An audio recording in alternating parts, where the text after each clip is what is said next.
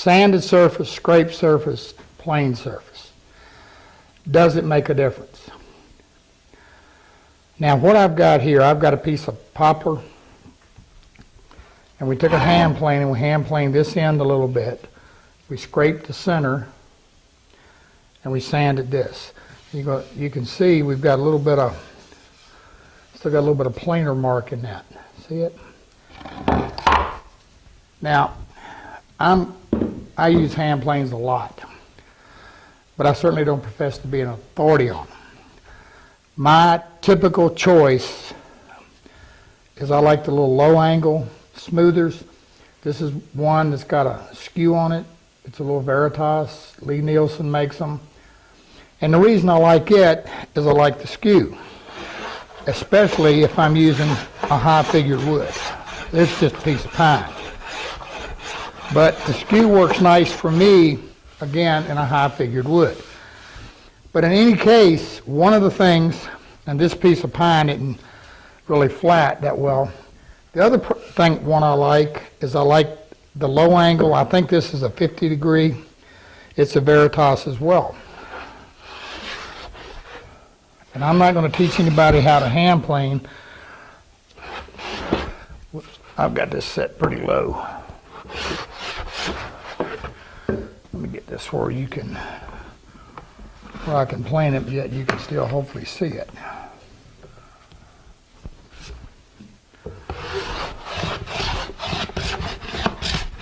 I'm a little high there. I'm getting a decent shaving, but I'm high. Because what I'm after is just a very light, and I can't really do it here, but because of this. But when my preferred way is I actually skew a straight plane, and I kind of run this way. And the reason for that is it keeps the corners of the blade from digging in and giving me a line. I'm able to get it a whole lot smoother with it. Like I said, this piece of pine's cut, so it's not cooperating very well. But nevertheless. But I have a knife surface. A knifed, aka planed, whether it be a planer, power planer, or a hand planer. They do react differently. And one of the reasons they react differently is because the fiber in the wood, we're shearing it off. And it kind of has a tendency to lay that fiber down. A scraper does the same thing. Now, you obviously know that in the case of this poplar, you can see the cathedral grain. That's the direction you would hand plane in or scrape in. And again, it lays the fiber down. Think of it like hair. It lays it down. Sanding, particularly with a random orbit, it kind of pulls it up and cuts it off. But in either case, no matter what you do, once a liquid of any kind hits it, that fiber is going to raise up. And that's why you wind up doing mid-coat sanding. That fiber is going to stand up, but the finish is going to harden it, and when you scuff sand it, which is what we call mid-coat sanding, you're going to shear it off. Now we're going to dye this.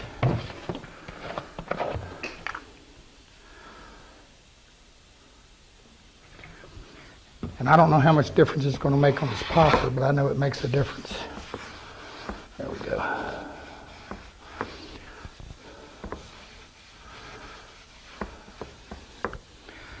Now, this is sanded. You can see the hand plane. You see the scraped, and this is scraped pretty fine. And then you see the sanded with 180. And you can see the difference in the colors.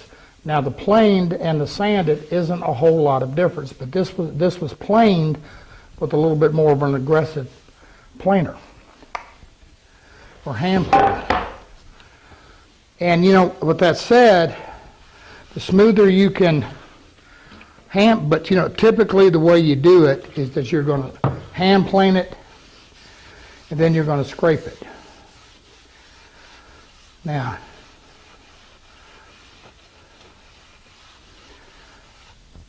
and if you go back and you watch the little series we did on trace coating, you can use the trace coat as well with a hand plane technique.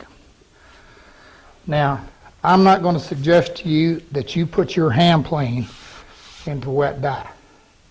But this is an alcohol base. I can clean it off pretty easy. And I'm doing this just to show you. Don't put your plane in wet dye, especially water base.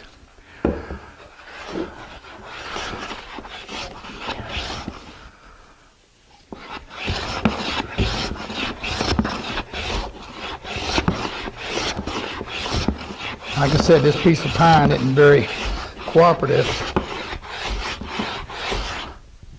but it's going to show you every high and low spot, just like